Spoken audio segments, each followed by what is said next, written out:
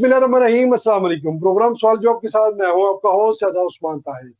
नाज़रीन किराम, प्रोग्राम के स्टार्ट में आज हम बात करेंगे ओवरसीज पाकिस्तानियों की, जो दुनिया के मुख्तलिफ ममालिकों में रहकर दिन रात मेहनत करके अरबों डॉलर कमाते हैं और पाकिस्तान में भेजते हैं।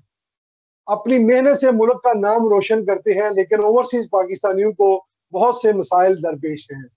मौजूदा हुकूमत ओवरसीज पाकिस्तानियों के मसाइल के हल के लिए बहुत अच्छे इकदाम भी कर रही है। दो बड़ी खबरें हैं ओवरसीज पाकिस्तानियों के लिए। बरतानिया और यूरोप में पीआईए की फ्लाइट बहाल होने जा रही है।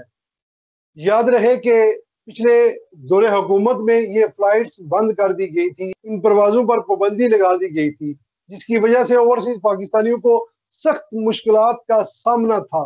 अब हुकूमत पाकिस्तान ने इस हवाले से बड़ा जो है वो ब्रेक थ्रू हासिल किया है और दोबारा पीआईए की फ्लाइट यूरोप और बरतानिया के लिए उड़ान भरने को तैयार है। दूसरी बड़ी खबर पंजाब के ओवरसीज पाकिस्तानियों के लिए है।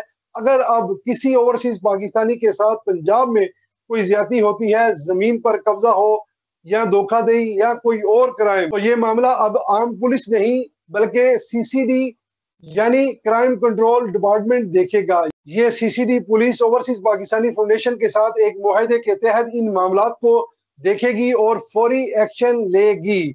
यानी अब ओवरसीज पाकिस्तानियों के केसेस को संजीदा लिया जाएगा और फौरी इंसाफ फराहम करने की कोशिश की जाएगी। वजीर आज़म शहबाज शरीफ ने ओवरसीज पाकिस्तानियों के मसाइल को अव्वल तरजीह दी है। नायब वजीर आज़म वजीर खारजा मोहम्मद इसहाक डार भी इस मामले में भरपूर दिलचस्पी ले रहे हैं। ओवरसीज पाकिस्तानी फाउंडेशन के चेयरमैन सैयद कमर रजा शाह और एमडी अफजाल भट्टी भी ओवरसीज पाकिस्तानियों के मसाइल के हल के लिए मुतहरक हैं।